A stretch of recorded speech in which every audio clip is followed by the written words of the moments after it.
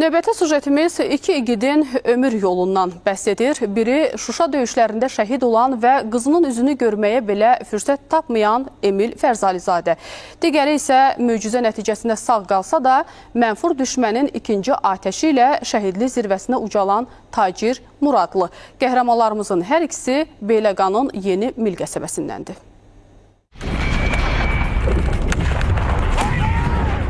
Müharibənin 41-ci günü. İstiqamət Şuşa. Ürəyində iki arzusu vardı. Şuşanı fəth etmək və yenicə doğulmuş qızının üzünü görmək.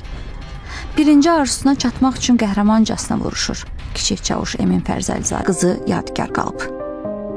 Kimdə ki dağmıram, dağıram, atam üçün, vətən üçün canımdan keçən bu qəhrəman adam üçün. Mən bir şəhid övladıyam, bütün ölkə bilib bunu, mənim atam qəhrəmandır, mən onunla fəxr edirəm. Eminlə eyni qəsəbədə böyüyən, eyni məktəbə gedib, eyni